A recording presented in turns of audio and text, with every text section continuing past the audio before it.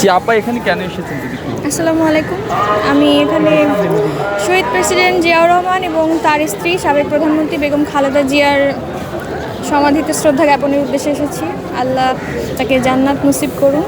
আর এখানে এসে যেটা অনুধাবন করলাম সেটা হচ্ছে যে তার দীর্ঘ রাজনৈতিক ক্যারিয়ারে তার প্রতি মানুষের যে অগাধ ভালোবাসা সেটারই বহিঃপ্রকাশ।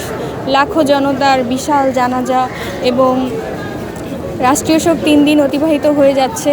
এখনও অসংখ্য মানুষের ভিড় জিয়া উদ্যানে। সবাই শেষবারের মতো তাকে শ্রদ্ধা জ্ঞাপন করতে তার সমাধিতে এসে দোয়া এবং মাগফিরাতের কামনা এখানে এসে সমবেত হয়েছে। আমিও তেমন একজন সাধারণ নাগরিক হিসেবে তার প্রতি শ্রদ্ধা জানাতে এখানে এসেছি। বেগম খালেদা জিয়ার কোনো কথা কি আপা মনে পড়ে আপনার? আমি কখনো এ দেশ ছেড়ে যাব না, মানে তিনি এই কথাটাই বারবার বলেছে।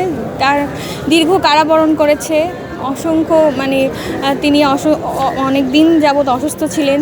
বিদেশে চিকিৎসার উদ্দেশ্যেও তিনি যাননি যদি দেশ থেকে কোনো পারমিশন না দেওয়া হয়। এবং তার এই দীর্ঘ রাজনৈতিক ক্যারিয়ারে তাকে নানান রকম হুমকি, তাকে নানানভাবে দেশ ত্যাগের হুমকি দেওয়া হয়েছে, তবুও তিনি দেশের কোনো স্বার্থের ব্যাপারে আপোষ করেননি এবং তিনি শেষ নিঃশ্বাস পর্যন্তই কথা রেখেছেন, জনগণের সাথে থেকেছেন এবং দেশের মাটিতেই মৃত্যুবরণ করে তার কথা রেখেছেন।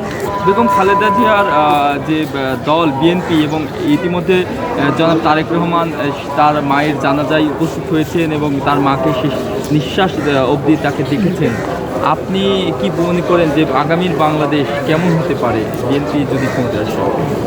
জনাব তারেক রহমান সাথে তার মা বেগম খালেদা জিয়ার যে দীর্ঘ বিচ্ছেদ, এত দিনের বিচ্ছেদের পর তিনি যে মাত্র 5 দিনের জন্য হলেও 25শে ডিসেম্বর তিনি এসেছেন এবং 30শে ডিসেম্বর বেগম খালেদা জিয়া মারা গেছেন, 5 দিনের জন্য হলেও যে সন্তান হিসেবে তিনি শেষবারের মতো মাকে স্পর্শ করতে পেরেছেন, এটাই তার জন্য বিশাল সৌভাগ্য আমার কাছে যেটা মনে হয়।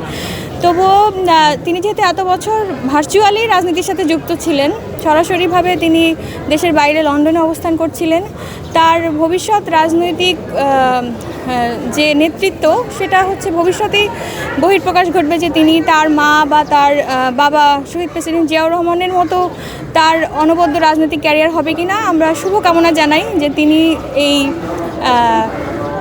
নতুন জেনারেশন, জেনজি জেনারেশন এবং সকল মানুষের হৃদয়ে জায়গা করে নিন, একটি নতুন রাজনৈতিক পদচারণার উন্মোচন ঘটাক। এটাই। ধন্যবাদ।